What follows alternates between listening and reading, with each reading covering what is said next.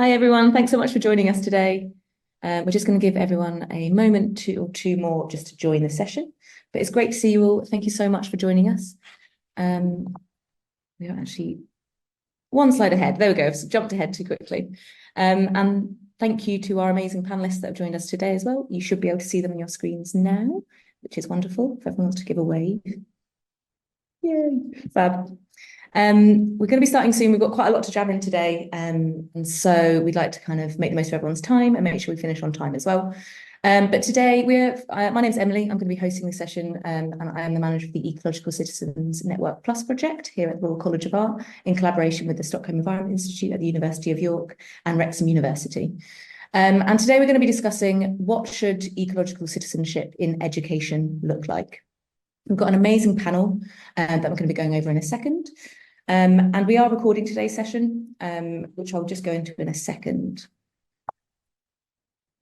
So just some very, very brief bits of housekeeping. Firstly, as I said, thank you so much for joining us today. We really appreciate you giving us our time. If you have any questions today, we are running a bit of a tight schedule. We've basically got too many amazing people to squeeze in quite a short amount of time. And so we're going to be taking any questions in the Q&A section.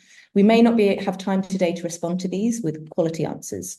And so we'll be taking any of these away and we'll aim to get back to you.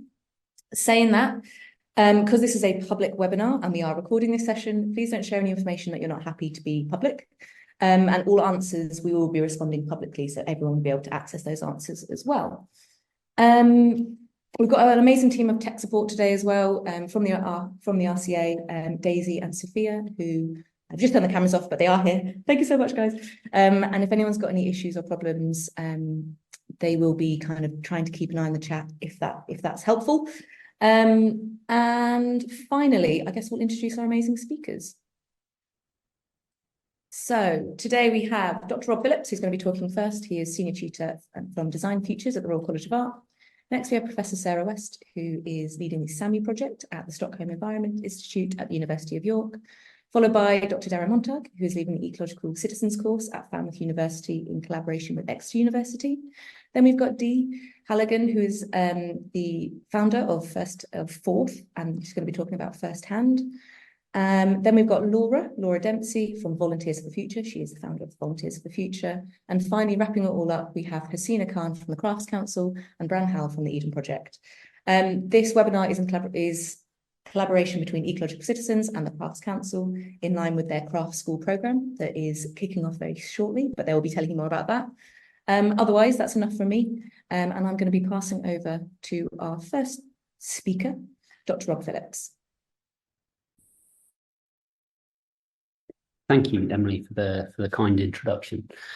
So first of all, we're going to sort of talk through the sort of narrative of what is ecological citizenship. So I'm a senior tutor here.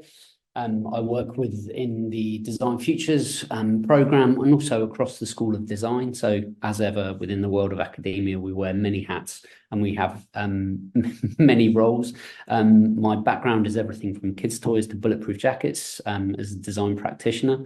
And so really, you know, I led and came to this field that is a truly collaborative project, Ecological Citizens, to really start to understand, you know, two really, really critical things that I think frame what is ecological citizenship.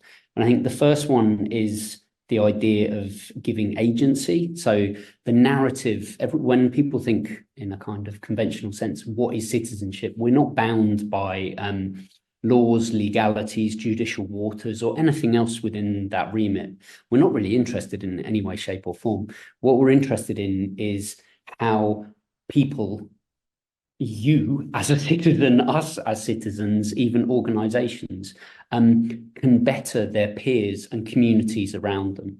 So how can we start to think mainly about going well beyond sustainable intent? Now, within our team, we discuss, you know, sustainability, what it means, how it means. To cut right through it, I think sometimes some sustainable practices are very much, how can we sustain doing the norm? How can we continue? Which we can't, and we all know that. So what we're trying to do throughout the whole of the project is start to go, well, what happens if we change the dynamic and you start to give citizens the agency to be able to have sustainable intent within its own right, that starts to become really interesting, because actually, if you look as a paradigm or a parallel situation of open design, 3D printers and all these sorts of things, they were always described as the uber tech, but that's not interesting. The interesting thing is that it enabled people to have agency and change their own environment and how they could grow. And I think that's what we're really interested in within the EC project. It is a collaboration, and it is something that we are building through time and scope. And we're also trying to understand, I think our main parallel, sort of like what's our catchphrase, is we're designing with, not for. So please, we are exploring this area, we are exploring this field. If you have different expertises, we're designers and we're design-led. We would love to hear from you. Please, we'll put our common email address, collective email address in the chat. Drop us a line, because we'd love to foster these conversations over time. We don't think we're right. We have a position and we're funded to do certain things. And naturally, we're going to explore it as designers. And I think that's really important that we call that out to ourselves as a team. Next slide, please. So I think this is a really interesting provocation, really. What are the accessible skills? And I think we need to just unpack that ever so slightly. We're interested in things like lifelong learning. So when we're talking about curriculums, we're interested in, everything from, so my children, they're 7 and 5, all the way up to 80 plus 90. We all have agency and rights. And now it's really interesting that you're seeing in the news that people are starting to recognise that land also has its own, and is starting to be valued by UNESCO and groups to have its own human rights. What does that mean? How does that sit? These things are really, really important. So then what are our skill sets that we're going to need to create? And I mean, everyone's terrified of AI or like how it's going to be. That's fine. It's outside my expertise, but I understand it. I think the interesting thing when we're looking at ecological citizenship is we start to look at examples. So, one example that is a perfect sort of narrative for me of ecological citizenship is the act of hedge growing and supervising. It's a craft that uses specific tools in a specific location at a specific time to create wildlife superhighways around fields. It uses contemporary technologies and very traditional technologies, but also you need to have an understanding of the biodiversity, the land, the space, the scope, everything around it. So how do we build these skill sets? And this is an open provocation. So please, let's have your answers, your thoughts in the chat. Next slide, please. And I think this for us is critical. And there are two things here, is that one, we could all be very dismissive of current academic and school-based structures and how we have to monitor achievements and grades and things like that. Totally understand it. But what are the elements that people need to take forth into their life? So, for example, repair as a process. What does that mean? How do you do these things? How should we be learning them? What are the platforms that we should be creating? And I think the other thing that's really, really important, and I'm very honoured to work with the EC team that we've put together, and also one of my colleagues who's speaking later, Sarah. And the main reason is that Sarah also has, from their background at SEI, they approach things from a science practice and we approach things from a design practice. We both say the same things, but often we speak it through different languages. And so we're going to have to learn how to talk to each other and what those terminologies and phrases are. And I think that's a skill set, and it's really important that we build that worldview. And I think what our view is that design is not a silver bullet, not by any shape of the stretch imagination. However, it is a means to explore it. But our email is in the chat. We'd love to hear your views, and thank you so much for your time. Brilliant. Thanks so much, Rob. We're going to go straight on to, as Rob neatly introduced, into Professor Sarah West's talk. She is Centre Director for the Stockholm Environment Institute at University of York. Sarah, I'll let you take it away. Brilliant, thank you so much. I hope everybody can hear me okay, and please put into the chat screen or Q&A if you can't. So I'm going to talk about citizen science with young people, specifically focusing on a case study project that I am involved in, which is SAMI. Next slide, please. So SAMI stands for Schools Air Quality Monitoring for Health and Education, and it's a collaboration led by Imperial College London, the University of Cambridge, various other universities, including SEI at the University of York, and we've also been very closely collaborating with schools on this project. Next slide, please. So SAMI is a citizen science project, and we are calling it a collaborative citizen science project. So my background is as a citizen science practitioner and researcher, and the reason we think it is a collaborative citizen science project is that people can get involved in multiple stages of the scientific process. So for contributory citizen science projects, a really famous example of this, which is happening, I think, in a few weekends' time, is the RSPB Garden Bird Watch. So that's happening. The RSPB have decided we would like you to go out on this date, and in this way, we want you to tell us about the birds that you see in your garden. So people are just getting involved in that data collecting side of things. SAMI's collaborative because our participants, which is school teachers and pupils, are getting involved in helping design the methods, trialling them. They're collecting data about indoor air quality in their schools. They're helping analyse the data. They're helping disseminate that data. And so then we're getting involved in multiple stages of the process. Next slide, please. So the reason we're taking a citizen science approach in this project is because there are both benefits for the research that we're conducting and for the participants themselves. So, for example, pupils and their teachers are gaining knowledge and understanding of indoor air quality. So the monitors that we are giving to schools for free, it's all funded by the EPSRC, which is the same group who fund Ecological Citizens. So the monitors that we're giving schools, they measure particulate matter, which are small particles that you can breathe in. TVOX, which is total volatile organic compounds. So volatile organic compounds are the things that you can smell. So if you open an orange, for example, that will release lots of volatile organic compounds. Temperature, humidity, and carbon dioxide. And carbon dioxide is basically a measure of how much rebreathed air there is. Oh, sorry, if we could just go back one slide, thank you. So pupils and their teachers gain a knowledge and understanding of what these different metrics are and what they are in their classroom. Really importantly, they also get knowledge about what action to take. So they understand, okay, my carbon dioxide levels are high. That shows we know that the room is getting stuffy. We know that people are struggling to concentrate when we have high carbon dioxide levels. Also means that if somebody has got a virus, for example, that actually the chances of other people breathing in that virus are higher.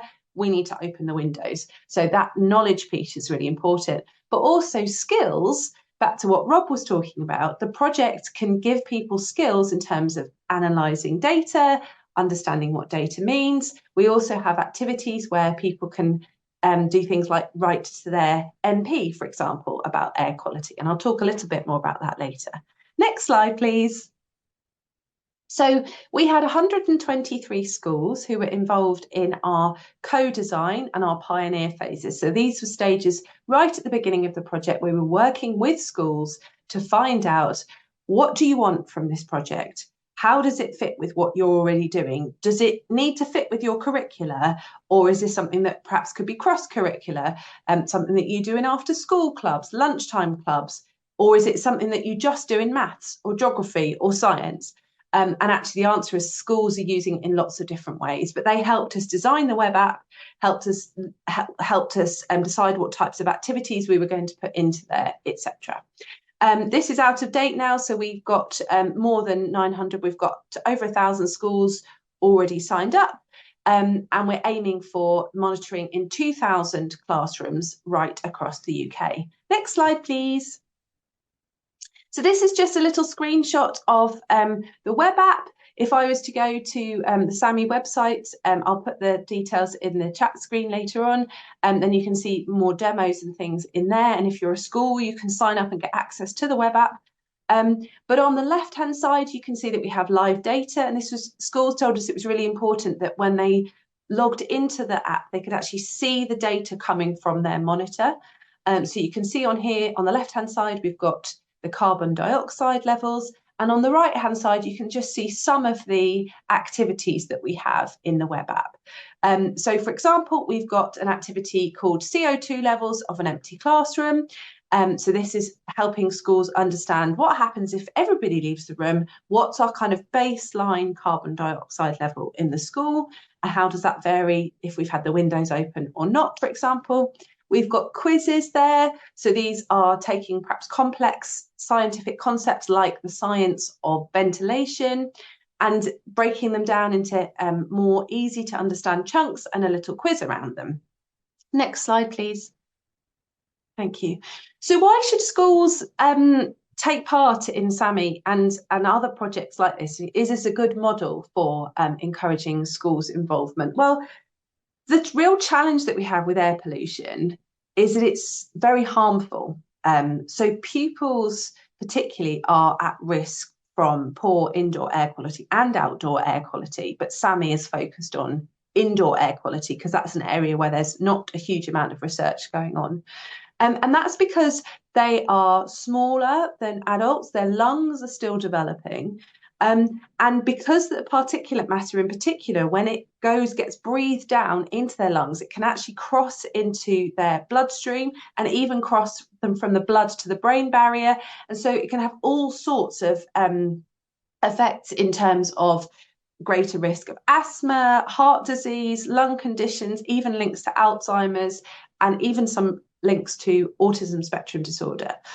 So it can be very harmful, but it's not something that people can see. So it makes, through participating in this project, it makes the invisible visible. Now that also comes with lots of ethical considerations because pupils won't have been worrying about the air that they're breathing, but it's something they have to do, right? They have to go to school and they have to breathe the air. But what we've been really careful to do within the web app is give them actions that they and their teachers can take. So if they see, gosh, we get a spike of carbon dioxide or a spike of particulate matter, for example, every Wednesday morning at 8 o'clock in the morning, what's going on there? That's just after the cleaner's been in, for example. So we need to make sure that the cleaner is opening the windows, for example.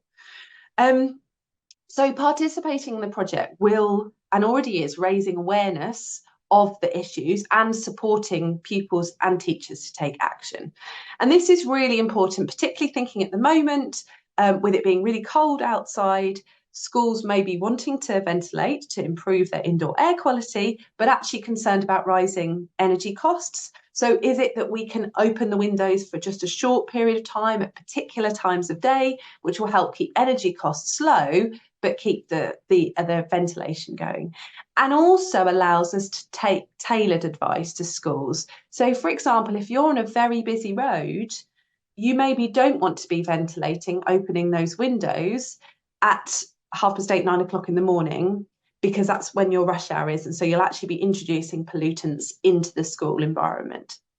So pupils can see their data and see what action to take. Next slide, please. And I just wanted to share a quote from one of our schools who have been with us from the beginning, helping us design the project. So the teacher says, the SAMI monitor and app have provided our Year 4-5 science group with a wealth of data to interrogate and analyse. The children's enthusiasm has been infectious and there's tangible excitement at being able to access the data in real time. We're now determined to continue working towards earning all of the achievement badges. And that last bit I wanted to highlight because we have, in speaking to schools, they told us that everybody, regardless of their age, really loves stickers. And so we have virtual stickers that people get in the web app, which they can work towards, helping them understand things like what it means to be a scientist, creative skills that you require, etc. Next slide, please. I think we might have skipped one. If you could just go back one. Nope. Okay. I have another slide here, but it doesn't matter. I will just briefly talk through just to say that we have some great data coming out from the project already, showing us the particulate matter that we have within schools. And it shows us what we're going to be doing is presenting that to schools in an average way. So schools are not going to know what other schools' air quality is. We don't want it to be a kind of a stick that anybody can bash schools over the head with, you know, like my air quality is better than your air quality. But we do want to be able to give schools that wider context of, okay, well, you know, my particulate matter is 3. How is that compared to everybody else's particulate matter? So I think I just wanted to end by saying, if you're working with a school and you're not already signed up to SAMI, we would love you to sign up. It's free. We are going until at least the end of July this year, still sending people monitors, so there's still time for you to get involved. Yeah, we'd love to hear your ideas about how you could incorporate SAMI into the work that you're doing. I'm just going to stop there, and if there's any questions that anyone wants to pop to me in the chat screen, then please go ahead. Sarah, we've just had a question asking which email address is best. Oh, fab. Well, either. You may get a quicker response from hello@SAMI because there are multiple people checking that inbox. But I'm very happy for you to just email me if you prefer. So either or both. Brilliant. Thank you so much, Sarah. And apologies for the slides that seem to have gone missing in translation. I'm not quite sure what happened to those. That's okay. Don't worry. There's just one more coming. If I could answer that one just quickly. So somebody asks, how are you recruiting schools and is it across the whole UK? Yes, absolutely across the whole UK. We are definitely dominated by England schools, but we would love to have more schools from other parts of the UK.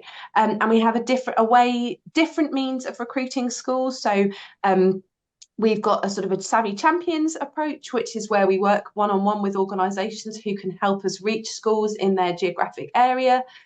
So we're working with local councils, for example. We're working with STEM networks. We're working with NGOs to help us reach different schools. And then we've also been kind of doing a sort of more blanket mail outs, for example, through the Department for Education, who initially started funding the project, and other people too. So yeah, any suggestions that you or anyone else have, please drop me a line. Brilliant. Thank you so much for that, Sarah. Fab presentation. In case there's any more questions, we will move on to Daro. There may be some more question time at the end if anyone has any more questions that they come up with. But we're going to go straight on to Dr. Daro Montag, who's the Associate Professor of Art and Environment at Falmouth University. So take it away, Daro. Okay, if we can have the first slide, please. But I certainly do with one of those SAMI air monitors in this office, actually. It would be quite nice to check what I'm breathing in here. Anyway, so what could ecological citizenship in education look like? That's a question I've been asking for 20 years here at Falmouth University. It's a question that has become even more urgent in recent times. Next. One possible answer to that question has taken shape over the past 2 years on the campus that we share with the University of Exeter in Cornwall.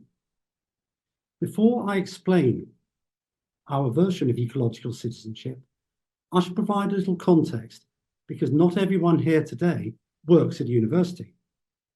Next.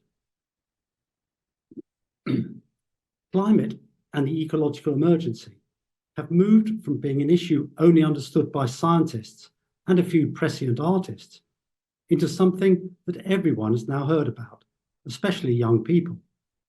In fact, it was announced this week that climate change is Young Person's Word of the Year for 2023.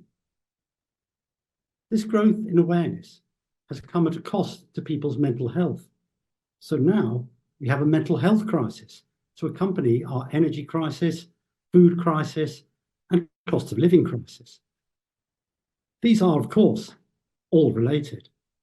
So it is more accurate to speak about a polycrisis or even a meta-crisis. Next. But all this talk of crisis doesn't really help us.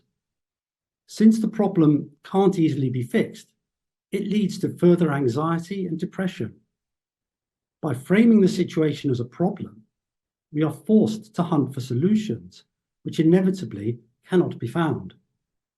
But if instead we frame the meta-crisis as a predicament, we do not have to find a solution. Unlike a problem, which does require a solution, a predicament demands a response. Next. This brings us back to education and the question, how is our university responding to this predicament? After much campaigning by staff at Falmouth University, Falmouth University declared an emergency in 2019 and updated this in 2021. Along with many other universities across the country, Falmouth are investing heavily in renewable energy, and procurement officers are considering the environmental impact of every purchase. Sustainability has become the buzzword. All of our arts courses have undergone the rigorous process of revalidation to demonstrate their sustainability, and yet nothing significant has really changed in the core business of the university, that is, in teaching students. Students are still being taught as though there is no real emergency. Next. Is this down to a lack of knowledge? Do we need to find out more before we question our teaching? I don't believe so. There is no shortage of knowledge. There is, across both universities, a strong body of knowledge about the predicament. However, there is also a recognition of our ignorance. That is, an ignorance of the future, as no one knows exactly how the predicament will unfold. Next. So, if the problem is not to do with a lack of knowledge, perhaps the way education is structured has something to do with it. Higher education has for many years been dominated by an economic model. It mirrors the way that nature has been turned into a resource for our consumption by turning young people into a resource to keep the economy growing. This has inevitably come at the expense of educational and social needs. The economic model is heavily hierarchical and managerial, with a rigid structure focused on disciplines, curricula, modules, learning outcomes, and of course, assessment. The chief function of the university is to act as a pathway where successful students land graduate jobs, and to many, that sounds sensible. But in the economic model, there are winners and losers. And those that aren't successful by these measures start to question the entire purpose of their education. Instead of encouraging students to compete and consume, how would it be to have an educational process focused on training students to care and conserve? Next. This is not a new idea. Since the 1970s, there's been much talk about environmental and sustainable education, as this quote from E.F. Schumacher reminds us. And I shall read it in case it's not clearly visible on your screens.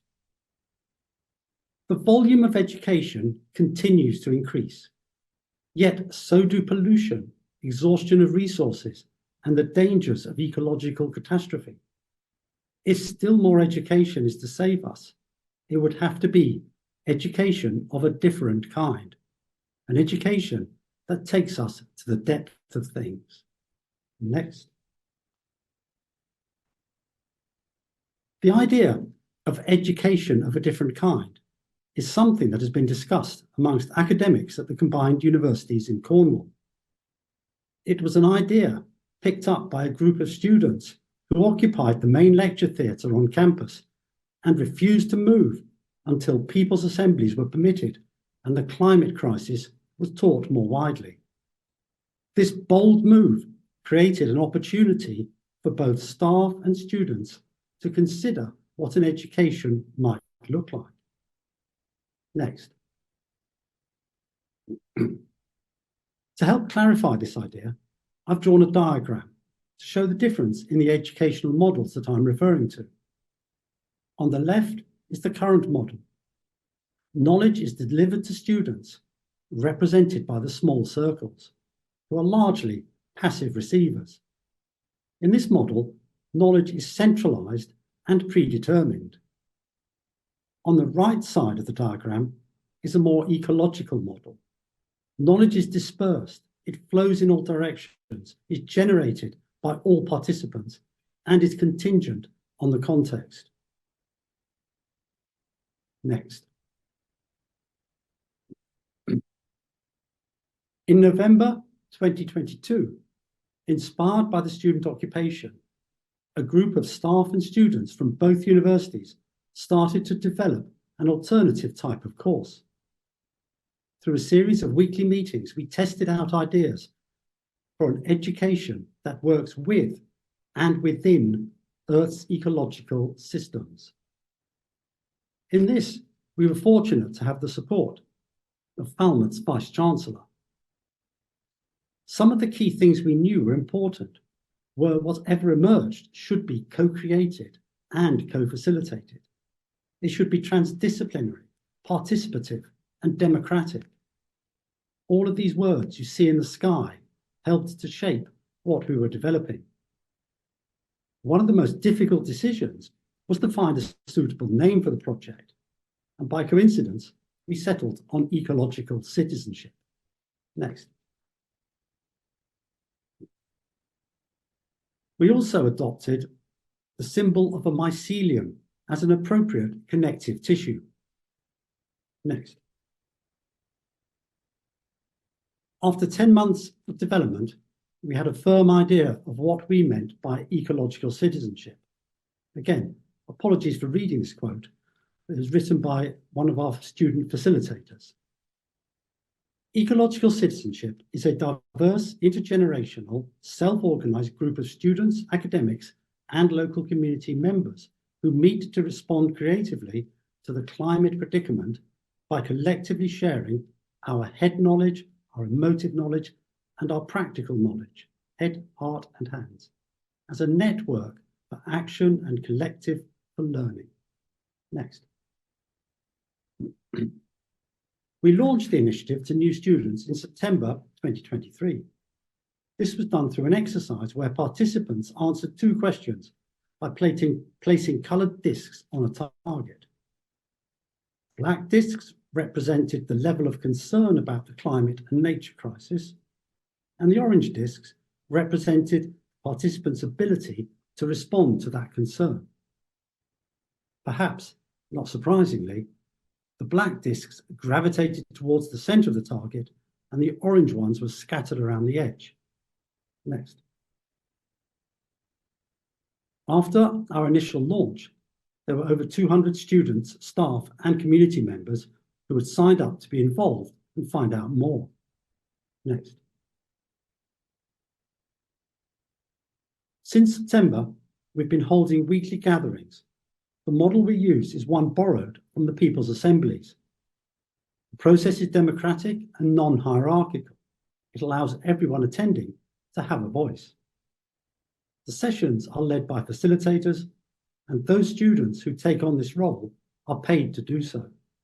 Next. In addition to the weekly assemblies, we also hold satellite events. These include film screenings, book readings, followed by discussion.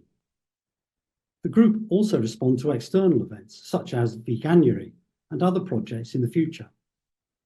The agenda for all of these is set by the group rather than by any pre-designed curriculum. Next.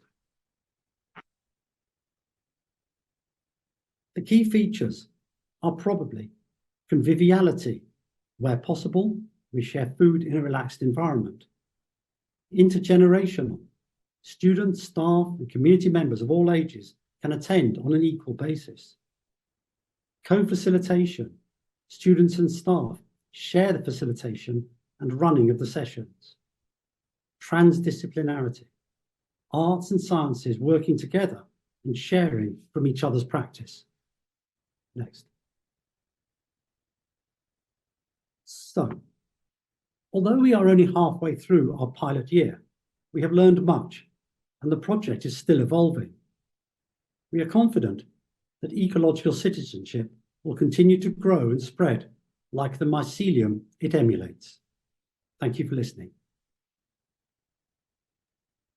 Brilliant. Thank you so much for that, Daro. Don't know if there was any more questions. We've got a couple of minutes in case anyone would like to ask any questions.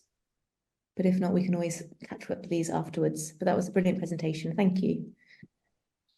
We're going to go on next to Dee Halligan, who is the founding director of Forth. Dee, we're trying something a little technical here, so hopefully you should be able to control my screen now. Hoping so. Thanks, Emily. Let's see if that works. Yeah, I think this looks exactly like your slide, and it's really hello everyone, and really delighted to be invited. But I want to share up front my anxiety also at being invited, because I said yes to Rob very quickly.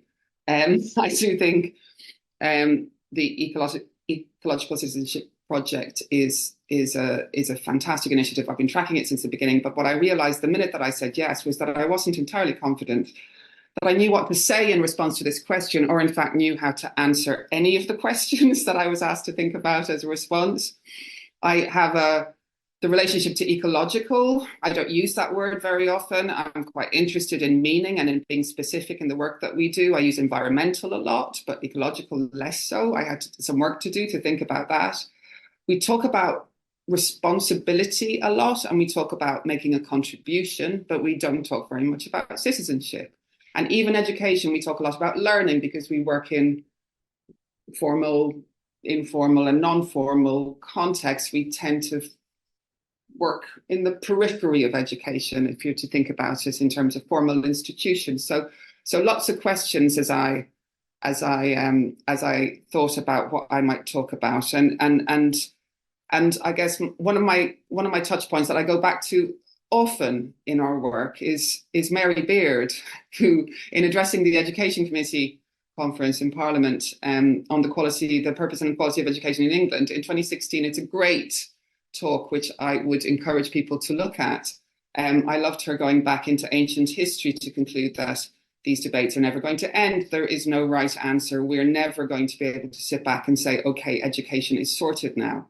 And our effort is to ensure the debates we have are as productive as possible. So that's why I'm here, really, is to make my contribution to the conversation today. And in order to do that, I'll take you on a bit of a heady tour. There are too many slides and there's too many words. So as I present these slides, it's really just to take you on a tour through what we have thought about in our practice over the last 10 years or more. And I'll tell you a little bit about who this we is as well.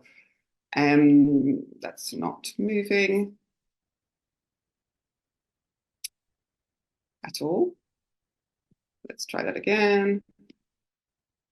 Yes.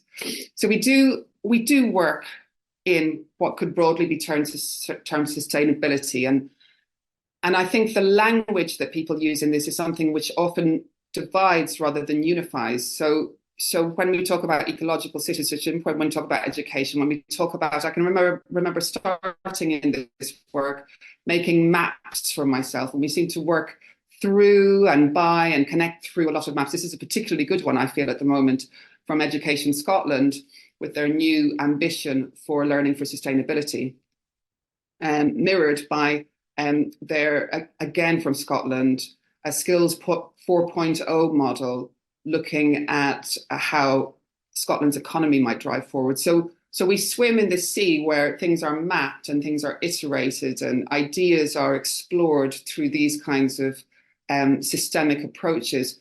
And we enjoy that. But one of my most exciting moments last year was going to the Waste and Resource Management Expo in Birmingham NEC, at which chippers were doing large things with industrial scaled waste reuse. And that relationship to the material world and manufacturing and industry is another part of our world that we feel has to be relevant to ecological citizenship, and therefore has to be relevant to what ecological citizenship looks like in education.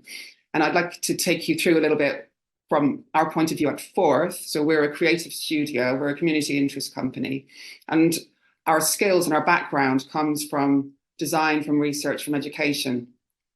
And we started, the image on the left-hand side is an exhibition that I did almost 20 years ago at the Science Museum. So I have a background in public engagement. My partner, Daniel Charney, is represented by the image on the right, the maker movement. His background is industrial design and comes from a more formal education context. And the Design Museum sitting in the middle is something which brought us together initially through a commission in 2009, looking at the Design Museum collection and how that could be made available to a wider public. And that formed the foundation of their move in 2016 to the Commonwealth Institute. And we worked as lead on their visitor experience project. In 2011, Daniel worked on an exhibition at the V&A called The Power of Making. And this conversation that started there, as that went through the studio, we had formed a studio by that point, and thinking about what people make and what happens while people are making, so that making new knowledge and thinking by making, and also questions of access, who gets to make and how is that making valued, or what status it might have, became a conversation that got played out through various projects over the coming years. And I'm just going to take you through some of those. One of these is Fixperts.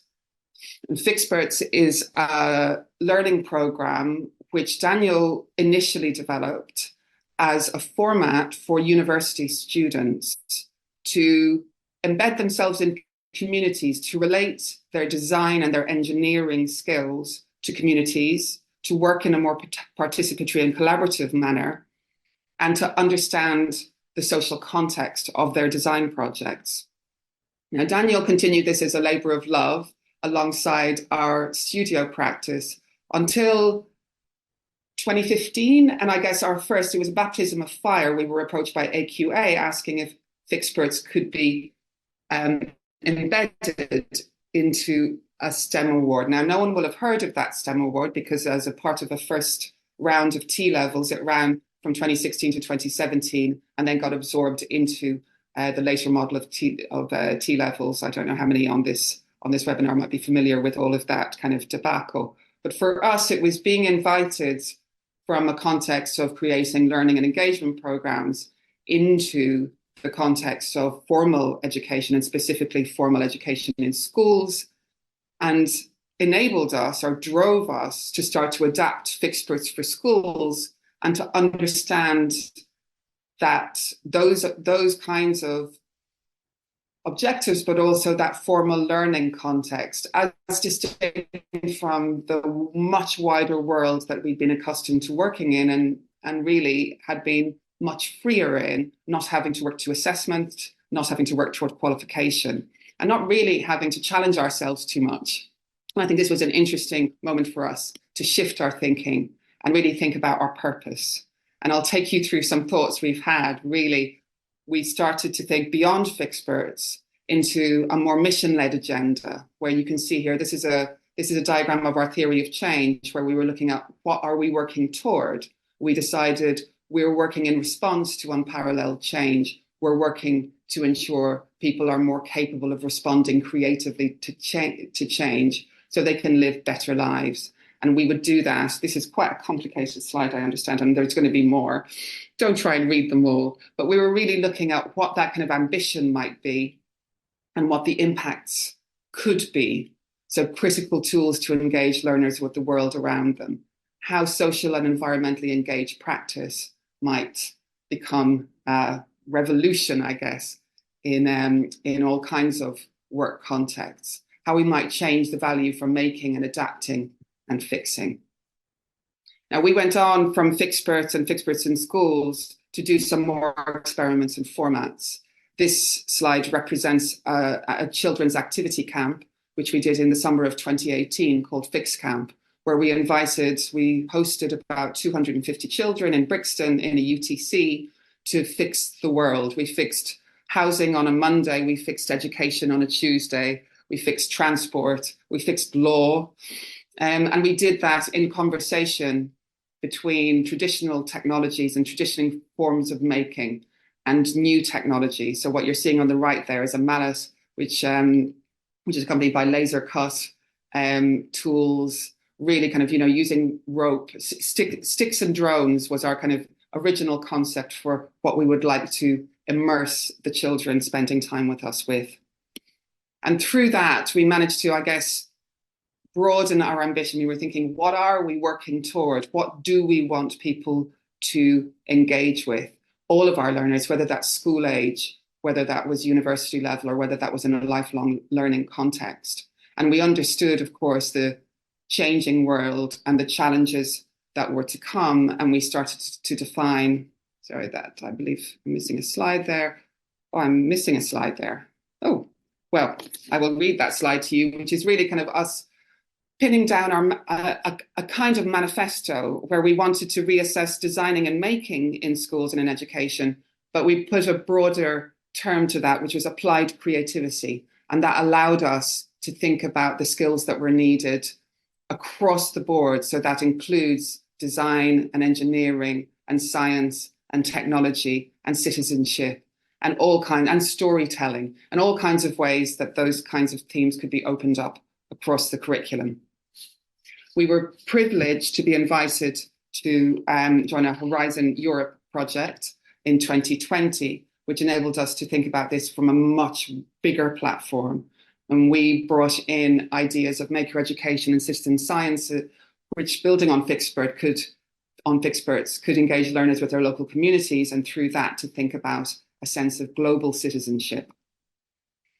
And by open schooling, I know it's a term which isn't necessarily too familiar. We're talking about how schools might open up in multiple dimensions. That could be location, it could be teaching roles, bringing in others to teach, it could be timing, it could be instructional methods, any of these factors.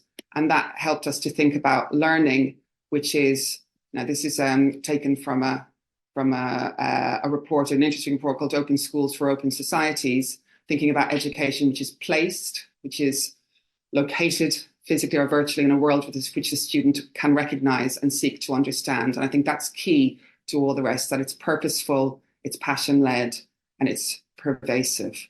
And I think that's something that we've grown to endorse in all the projects that we've worked on since, thinking about learning as it happens in formal, non-formal, and informal contexts, and by which I might mean all kinds of locations. So from universities and high schools and primary schools, right the way through to art galleries, playgrounds, and families. And I think most important in this is thinking about how that learning will be applied, the complexity of the world that young people are working toward or working into, trying to make interventions in, and what that challenge looks like, and how we need to open up education in order to create the widest possible access, the widest possible talent pool for the kinds of change which is coming. And I'm talking about resilience in life skills, as well as the kinds of applied skills which play out in the workplace.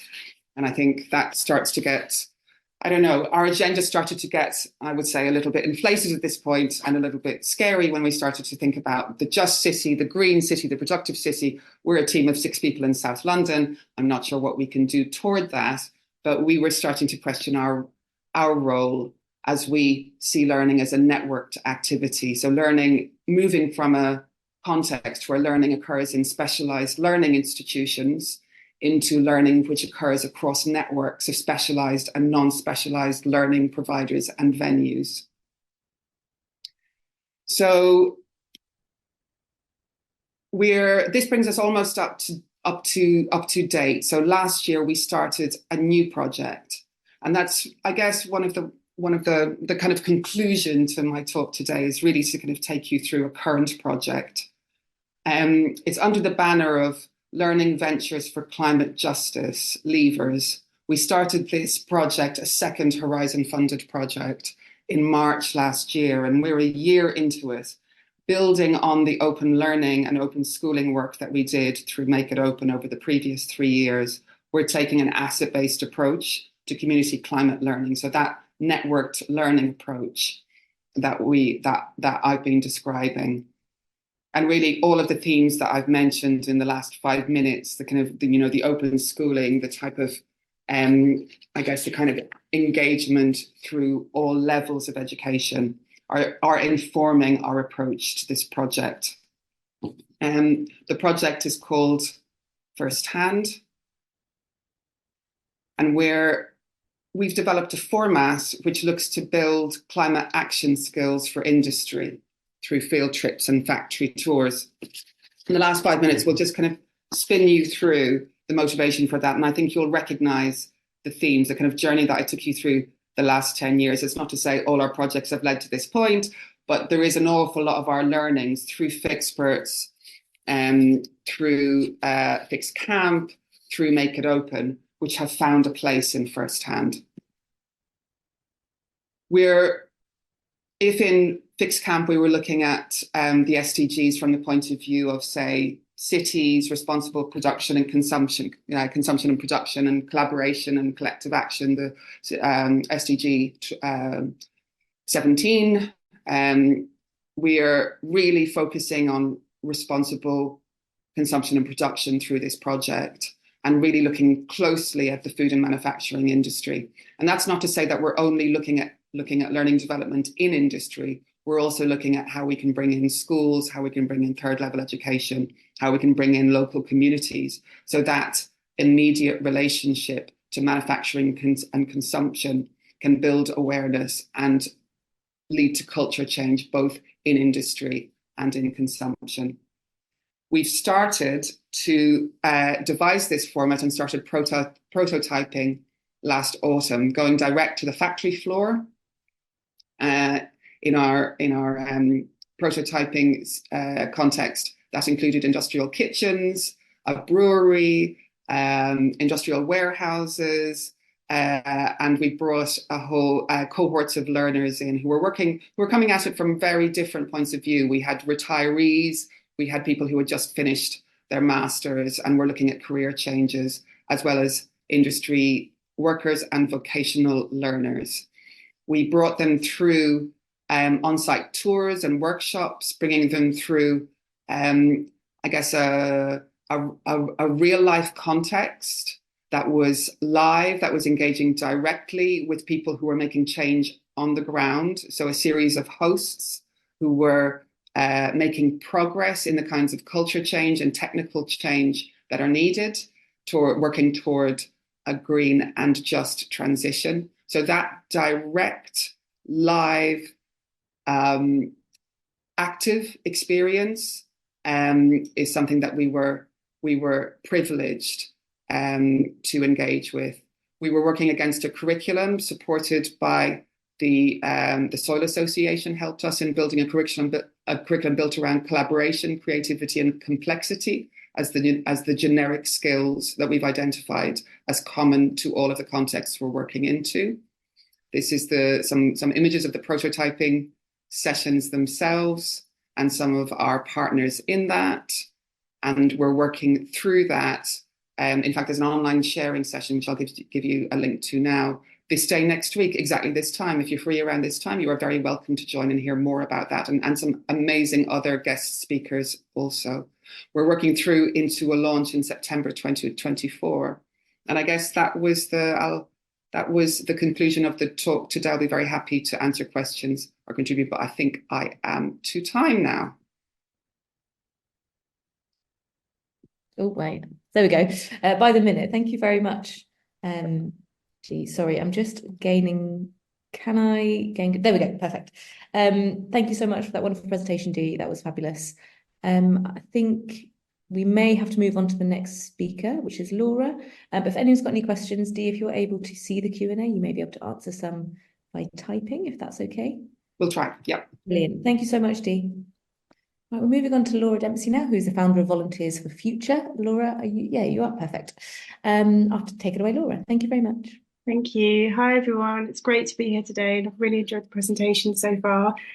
So I'm Laura. I'm the founder of Volunteers for Future. We've been going since about 2020.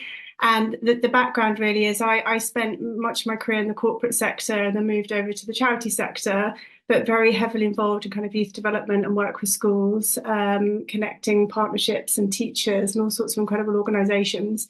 But I had a lifelong passion for the environment and wildlife and animal rights. And in about 2019, 2019, at the rise of the school strikes across the world, I really took that as my chance to start to take action and do something much more. So brought together all the experience I'd had working in the youth sector with everything that I really passionately cared about. Because I guess, you know, for many of us on this webinar today, back when we were at school, there really wasn't any environmental education. There really was absolutely no connection with the natural world. And I really firmly believe if there was, we would be in quite a different position right now. So I really firmly believe in that. Our mission is really to enable every young person to thrive on a healthy planet. And when we got started, I was very aware of the gaps in the curriculum. And I thought all we need to do is just add some more content in. We'll just deliver some workshops. We'll tell young people some stuff and we'll fix everything.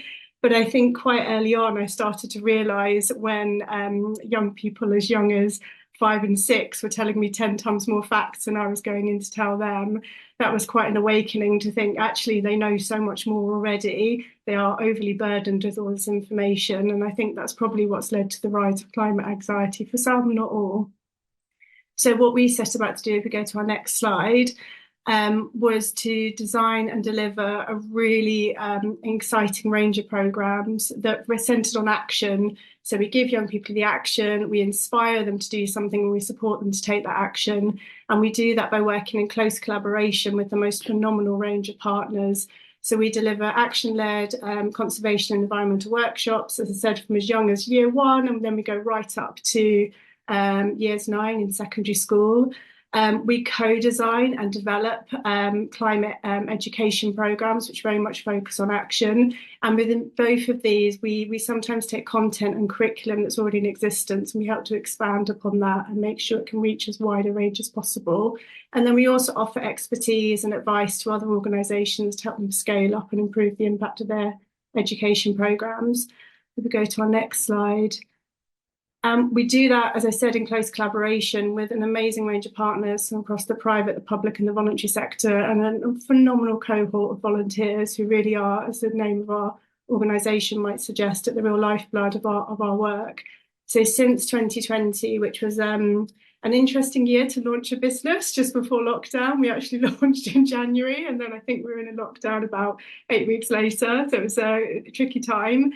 But we've delivered a whole range of programmes reaching about 15,000 young people, largely across the UK, but we've also run some workshops internationally. We've worked with the likes of WWF, the Born Free Foundation. We have a really special partnership with the UK Youth Climate Coalition, and we run a workshop on their behalf that's been delivered by young people, for young people, by a cohort of amazing young volunteers.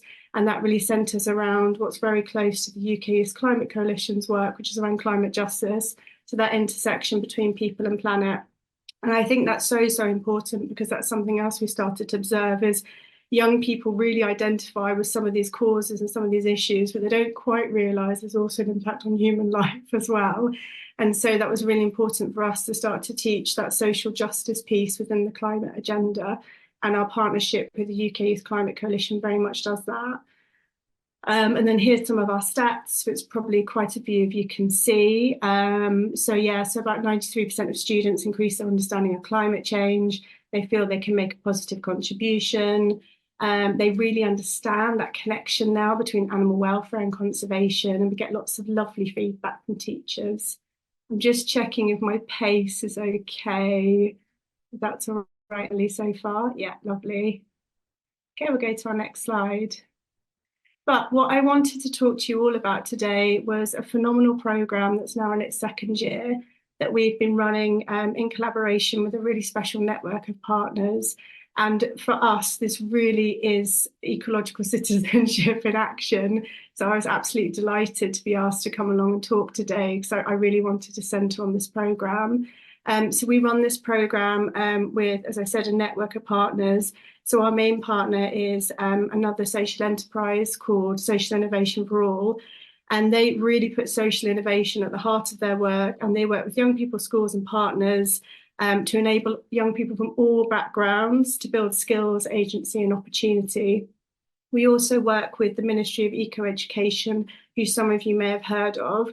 And lots of you are aware there really are no shortage of educational resources out there. There's probably an overwhelming amount of teachers, but actually it's quite hard to work out what's best, what's most relevant, what's the most curriculum aligned.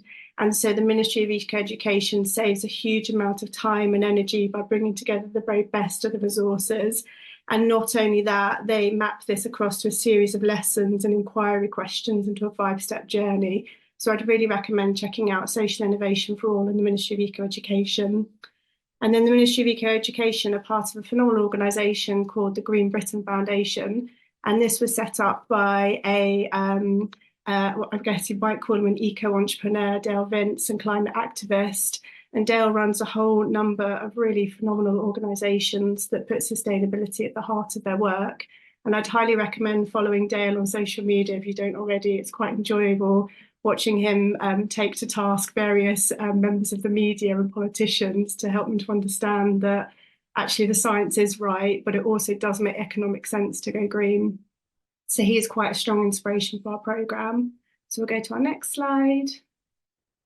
Okay, so what we were trying to address is, as I started off with, real lack of climate education, limited opportunities to develop those transferable skills that we've talked a little bit about earlier on in others' presentations that really do contribute to that citizenship piece.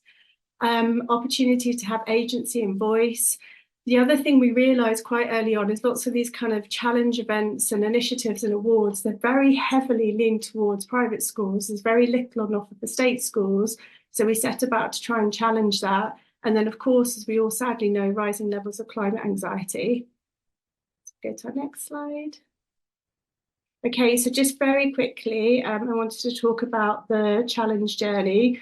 So we target this on years 11 to 14, but we are looking to develop a primary model and we're looking to work with older age groups. So that's kind of work in progress. And we work with whole year groups. So rather than just taking just eco clubs or just one class, when schools engage with us, we ask them to engage their whole year group. And for us, sometimes that means we're running massive big workshops with sometimes up to 300 students in one day, which is slightly daunting, but absolutely amazing. And we take them on this journey where we get them to really think about what's happening locally to them. What are some of the impacts of climate change that are relevant and local to them? What are some of the causes? And we start to get them thinking about what are some of the solutions.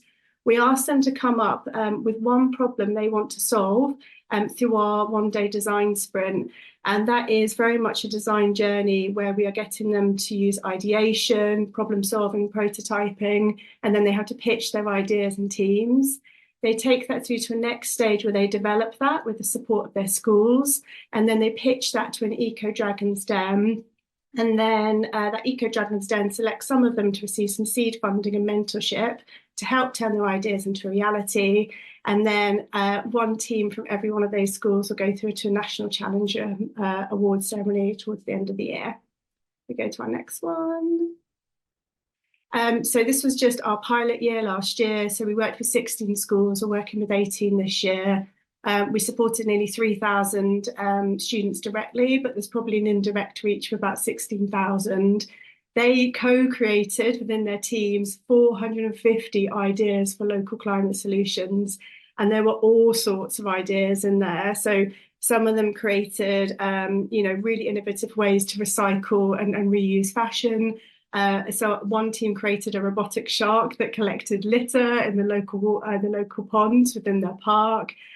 We had one team developed a brand new app to use. So really exciting portfolio of ideas. And I think what's quite important at the heart of this is that we don't want to tell young people what they should and shouldn't care about. That just doesn't work, particularly with teenagers. I think it's really important that we meet young people where they're at. So we really encourage them to connect what's going on with the climate with what they care about. So whether that's food, whether that's fashion, whether that's sport. And we really help them to bring together what do they care about versus what are some of the changes that they wish to see. The other part that's really key to Young Green Britain is bringing in volunteer mentors. And the volunteer mentors are really what we're trying to target is those that have experience of working within the field of sustainability from a whole wide discipline of jobs and careers, who can not only bring real world expertise to support the young people, but can also role model what positive change can look like, and can also represent a really diverse range of skills. Because I think the topic of green jobs can feel a little bit elitist and a bit limited. And actually, it's really important for us to represent and showcase there's a whole range of exciting careers out there. Okay, go to our next slide. So what was really important to us as well is, as I said, whole year group engagement. We've adapted our resources and our approach so we can work with special needs schools. We worked with a really special school, a really incredible school, I should say, in Liverpool, St Vincent's last year. Worked with a smaller group of young people that have a wide range of kind of sensory impairment. And it's really important to us that we made sure these opportunities are as accessible to them as they were to other schools. We focus on state schools because, as I said, we felt there were lots of opportunities out there already for private schools. And we try and work with schools that have high percentage of free school meals, English as a second language, or special educational needs. And we're currently across England, but we are looking to kind of expand. Okay, I'm just mindful of time. So this is some of the impact of our work so far. And this is just a couple of quotes from some of the young people and teachers we worked with.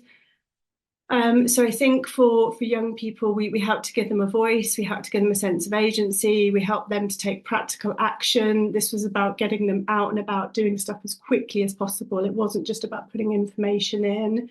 And the other aspect that we found worked really well is they were making change in their local communities.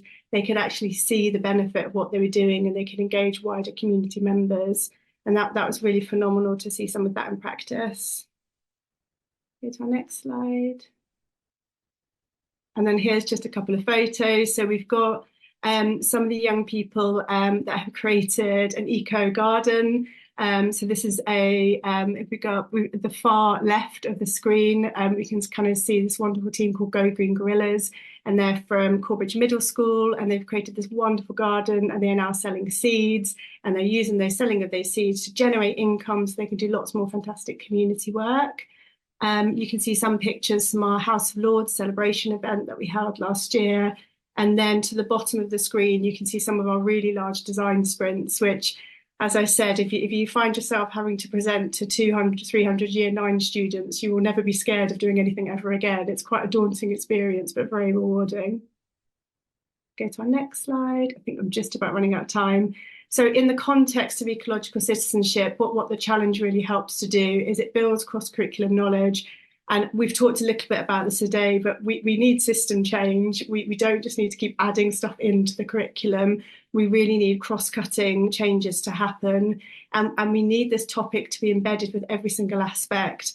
And, we need to change how we're rewarding and how we're acknowledging success within these subjects as well. Lots of young people, sadly, I know from my experience working at the Prince's Trust, lots of people leave school not ready for work. And so it's really important you're combining, thank you, it's really important that you're combining the transferable skills with the green change making and connecting young people with businesses and decision makers. If we go to our next slide. And this is one of our wonderful ambassadors. And I think Chris perfectly sums up ecological citizenship. Because, in this quote, he's talking about the hope that we need to harness, repair, restore and reinstate our world lies with our young people who are brave and bold and say what they think and come up with original ideas, and they're ambitious and they're capable. And so what we're doing is creating that ecosystem to enable us to do that. So I'll wrap up there. I've got a couple more slides, but I appreciate time's quite tight. There was only one more slide there, Laura, so that was almost perfect. It was fab. We'll also be sharing these slides with everyone after this, and any links that are in these slides as well, we can make sure we put in a separate file so that people can access them easily. Thank you so much, Laura. That was wonderful. We are moving on now to our final speakers. We've got Hassina Khan, who's the Interim Education Manager at the Crafts Council, and Bran Howell, who is the Education Specialist at the Eden Project. So I'll hand over to Hassina now. Thanks. Thank you, Laura. Can everyone hear me? Brilliant. Okay, so thanks very much, Laura, and thanks to all of the other speakers that have gone before me. It's actually been really, really interesting. So I am very new to the Crafts Council, so apologies if I look like I'm frantically trying to read my notes as I'm talking to you, but I'm going to talk to you about Craft School, which is our major education project, which this year has an ecological focus. Before I do that, I just want to do a quick introduction to the Crafts Council. So next slide, please. So the Crafts Council is the national charity for craft. For those of you that don't know anything about us, we're funded through government grants and earned income and fundraising activities. So we are a charity, and there are kind of three planks to our work. We're interested in nurturing new craft businesses. We're interested in inspiring making, and we really want to empower learning. Empowering learning is where Craft School fits. So next slide, please. So a little bit of detail about inspiring making. That's through our public programme. So we run an international contemporary craft and design fair every year called Collect. We have a biannual or twice yearly magazine called Crafts, which has a global focus on making across the world. We have a collection of over 9,000 contemporary craft objects, and we have a gallery where we have exhibitions and events. We nurture craft businesses through supporting makers. We have a directory of over 9,000 makers, and we have a young craft citizens programme where we support young creatives. And we also lobby and have an evidence base of research about craft for kind of the sector and policymakers. But what I wanted to talk about today is Craft School, which is part of our empowering learning programme. We also have participation in that. We have a network of craft based organisations, and we have our own Make First pedagogy, which underpins all of the learning that we do. But we really believe that craft is really important in education. So next slide, please. And that's why we've developed Craft School. We believe that craft is important because 3D making is a different way of learning, and it's a kind of it's a multimodal approach to education and to learning. So it enables people to solve problems, to be proactive. It helps with demonstrating understanding and knowledge. It can be used as a way to explore all the elements of the curriculum, not just the art subjects. But critically, also, craft is important because it develops the physical skills, haptic skills in young people, which helps them develop their fine motor skills, which they will absolutely need, those practical skills through life. And also because iterative and haptic ways of working are absolutely accessible to everybody, regardless of age, ability, language. So that's why we believe it's important. But next slide, please.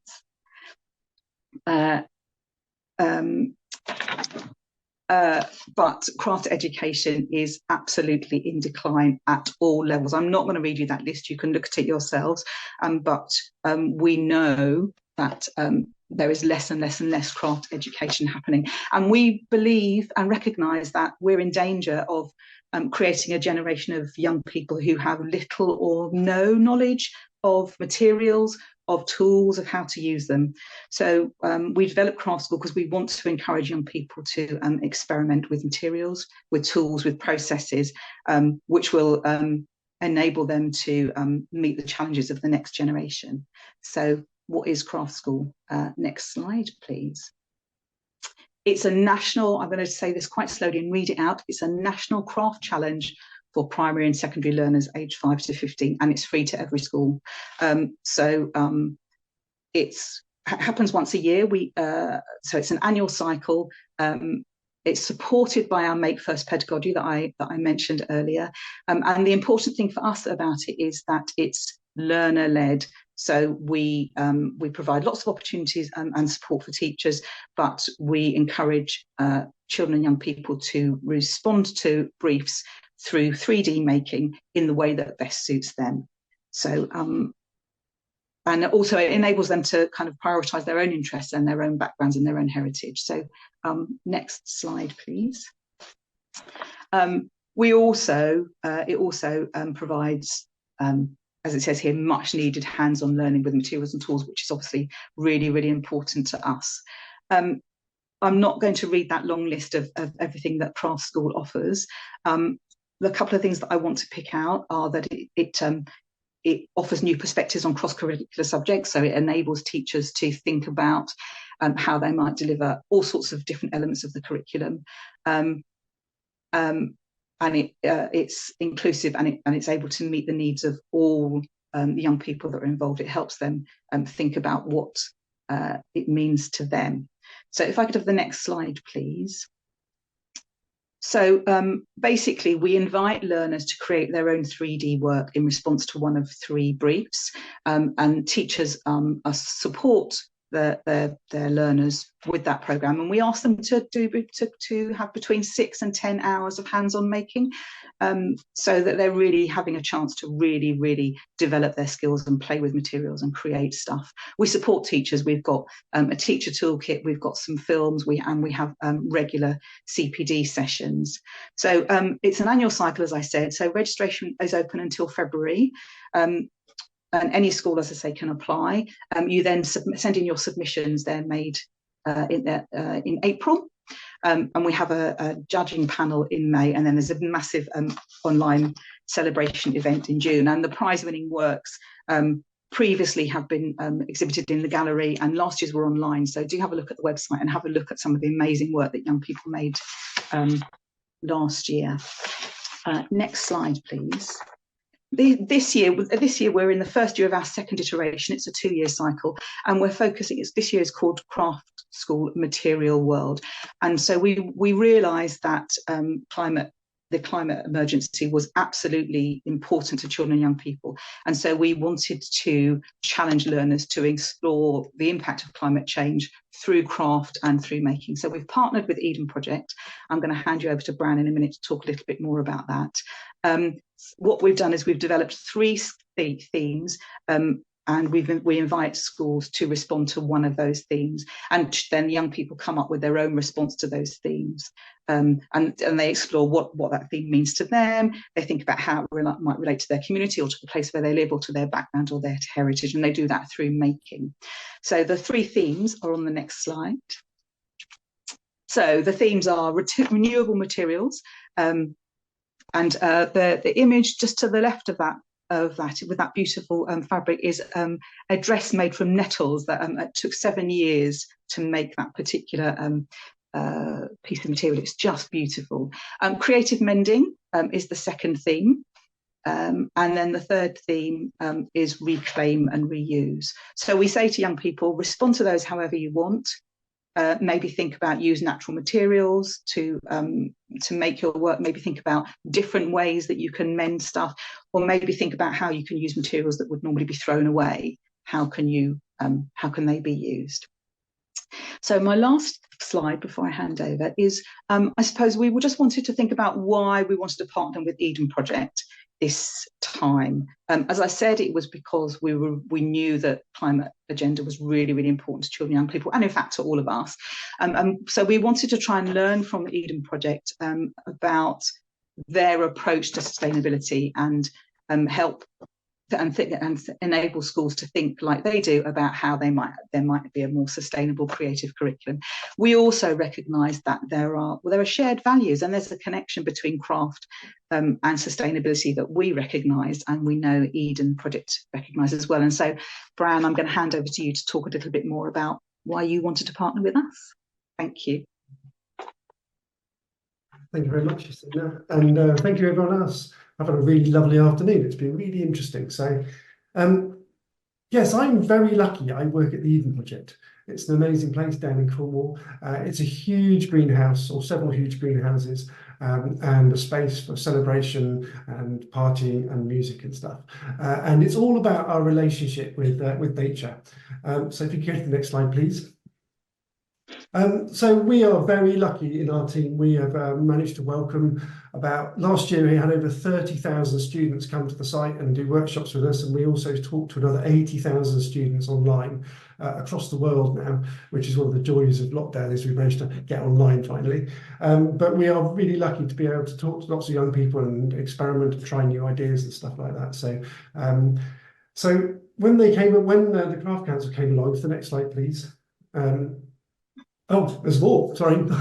Forget my own PowerPoint. So this is what we started with. This is the Eden Project 26 years ago. It's a huge hole in the ground, an old clay pit with no soil, no plants, nothing.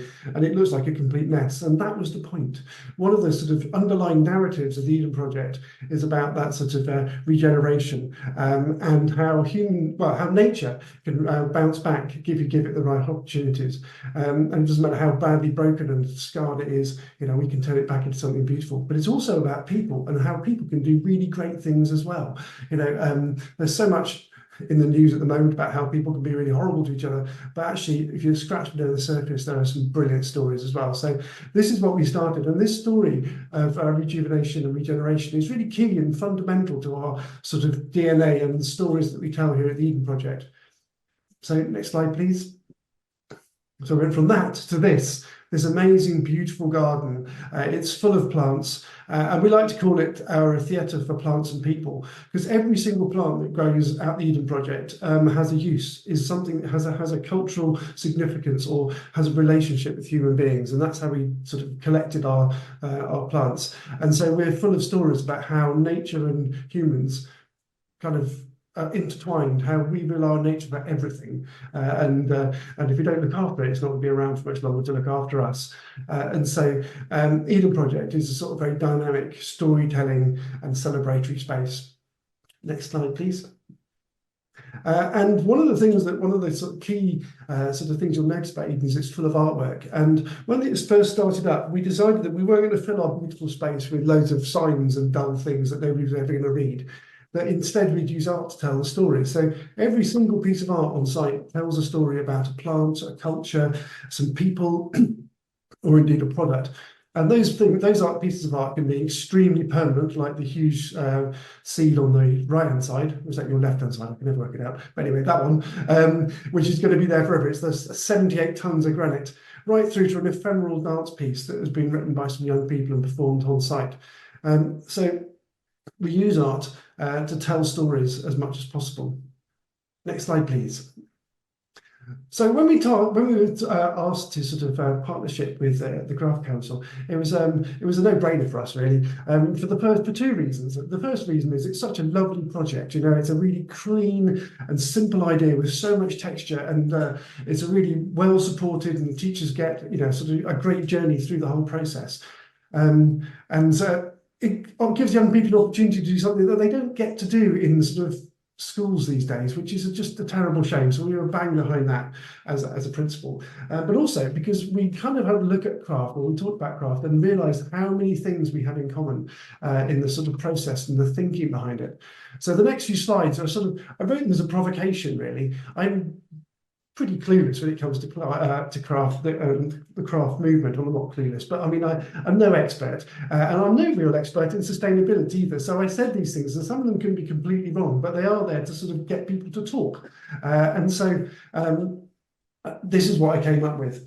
Now, craft isn't just a physical thing, it's a movement, it's a lifestyle, it's a way of sort of thinking and being. And it's the same with sustainability. Sustainability is a bit like a diet. If you just decide to give up something, then it's not going to work. But if you actually embrace it and enjoy it and get involved in it and take pleasure from it, it's going to change the way you do things. And we talk a lot about needs and wants. If you've got everything you need, you're being sustainable. If you have everything you want, it's unlikely you're going to be sustainable. So, and craft talks about that in the same sorts of ways. It talks about having items that you value, that you care about, and that are beautiful and well made, so they're going to last. So even though it's different languages, it's talking about the same sorts of things. Can we go to the next slide, please? Craft is about mastering skills that we reach right back into the past and bring into the present and readapt and change. And it's all about sort of creating stuff for our future. And it's the same as sustainability. We're not harking back to the good old days, but we're taking the good ideas from the past, shaping the present so we can do something about the future. And in a way, they both kind of offer a sense of place, but in time instead of place. And I think that's really comforting.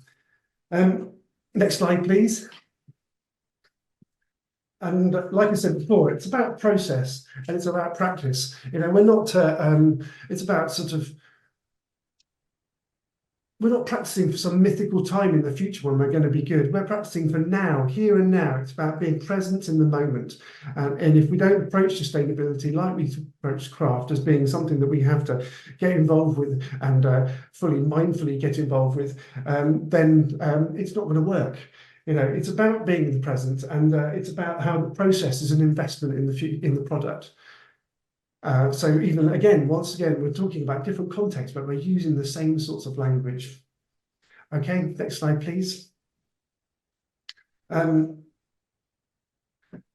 So the Make First approach from the Craft Council is absolutely brilliant. You know, it's all about having a go, making mistakes, learning from mistakes, being brave and resilient, and it's about sort of just moving forward in your own pace. And I think sustainability is exactly the same. If we don't have a go, if we don't sort of try out ideas that go wrong and pick ourselves up and try again, then we're not going to get anywhere. You know, we're only going to create this world that we need to live in or that we want to live in if we have a go at it and aren't afraid of making mistakes. And I think the Craft Council just say that so well, and you know, the actual making process embodies that brilliantly, both for sustainability and for the sort of process of making craft. So next slide, please. And finally, you know, craft is about talking from the heart. You know, it's about filling your life with joy and walking with your head up. And it's exactly the same with sustainability. You know, if we're going to save the world and be miserable on it, then what's the point? You know, we've got to enjoy ourselves and we've got to make the most of it. We have a saying, and it's not ours, it's an old saying, talking about head, heart and hands. You know, if I run or design a workshop, I want people to have the knowledge and the experiences from their heads. I want them to walk out of my session, you know, angry, pissed off, or excited and enthused and empowered. And I want to give them the hands, the tools in which they can sort of do something about these things that they've learned about. You know, and once again, you know, craft does that in so many ways, but in a very different context. So the last slide, no, it's not quite the last slide, but nearly there. For those teachers, can I have the next slide? Those teachers who don't sort of a bunch of hippies like me and want to start in practical, this is a really great tool in which we use in all sorts of ways. It's our development compass. And if you're thinking about resources or anything like that, if you start thinking about the holistic version of what of the impact of buying those things is, then you'll start to think sustainably. So, for instance, if we're talking about chocolate, I don't know why I chose chocolate, but anyway, I'm going with chocolate. If you think about buying a bar of chocolate, you have to think about where it came from. How was it grown? Did it trash the environment it was grown in? Who got the money for making that chocolate? Where does all that money go? Do the people who grow it get any money from that? How is it affecting our society? How is it affecting the world around us? Not just our society, but the global society. So how is buying a bar of chocolate making a difference to the world in a positive or negative way? And obviously the W is who decides? Who is it? Well, it's us. We all decide how the world is today by making choices about, you know, what we buy, what we use, what we eat, what we throw away. You know, and it's up to us to make choices for today to look after the future. And once again, you know, if you look at craft and the craft movement, it says that in so many ways, but in a slightly different context. So finally, my last slide, I think, yes. I whizzed through that really quickly. I hope I haven't run over. But, you know, if you've got any questions or you want to sort of argue with me, tell me I'm wrong. I'm really interested in continuing this conversation. So feel free to get involved. Have a look at our website. We've got all sorts of bits and pieces on there, and we're very happy to have a chat. Thank you very much. Thank you. Thanks, Bran. So I just wanted to I guess, close just by going back to the questions that we were all kind of asked to reflect on. And I've tried to kind of pull together some of the things that all of the speakers have kind of said, which link to some of these questions. So these are just my responses to what people have said. I'm sure there'll be loads of things that I've missed, but this is kind of where I got to thinking about in response to what people have said. So in terms of kind of skills, people have talked about needing skills for change, enabling people to think differently and to reframe challenges. We talked about the idea of having schools for analysis and interrogation, but also skills for process. We talked about as giving young people agency and voice and the ability to set their own agenda. We've talked about skills for collaboration, the ability to make creative responses to things. We've talked about transferable skills, and we've also talked about haptic skills, the idea of making and using tools, making, adapting, fixing. So those are some of the skills that I think people have pulled out, and a lot of those relate to, obviously I'm seeing them through a craft lens, but I think they relate to things that everybody said today. Thinking about a transdisciplinary approach to education, Daro talked about education of a different kind. I think we were all talking about that, but I really liked that particular phrase. We talked about co-facilitated education, co-created education.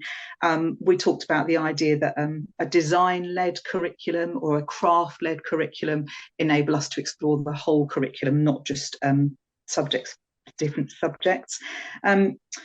Rob at the beginning talked about needing to learn the different languages of different disciplines, valuing and recognising that there are differences, understanding them, and maybe for something about finding commonalities between them. Dee talked about the relationship between the material world and ecological citizenship.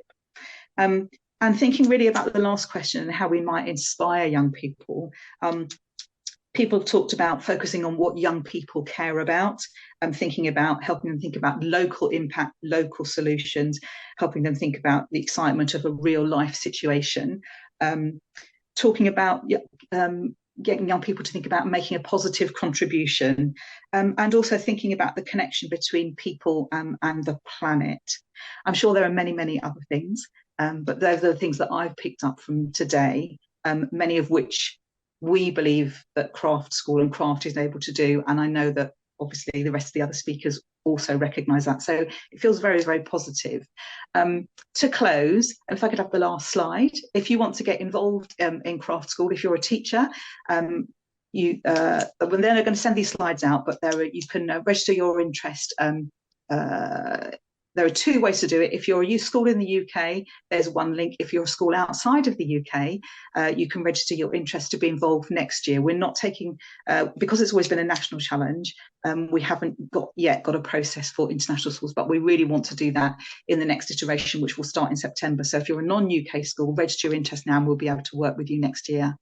We're also running a drop-in session on Friday the 19th, this Friday coming. So if you've got any questions, come to that session and ask us them, and feel free to email me if you've got anything else. That's all I have to say. Thank you so much, everybody that's spoken today. I'm going to hand back to Emily. Brilliant. Thank you so much, everyone. I just wanted to say thank you to our spectacular speakers. What a fascinating conversation that has been. We've gone through all sorts of different areas of education, ages, groups and disciplines, and I'm feeling inspired, definitely. This is just a QR code to help direct anyone, if you're interested in signing up now, to those craft school drop-in sessions this Friday. That's the 19th of January.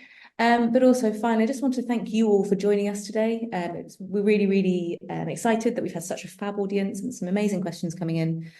We will be keeping track of all these questions, and we'll be sharing these slides, all the links in these slides, and a lot more information after this call. You've all signed up for Eventbrite, so we'll be sending it out through that. Otherwise, I just want to say thank you very much. We are growing the Ecological Citizens Network Plus, and we would love to invite you all to be part of it. Please do check out our website either via this QR code or just by typing it into your search engine, or emailing us if you've got any questions or wanted to make any comments or have any thoughts. We'd love to hear from you.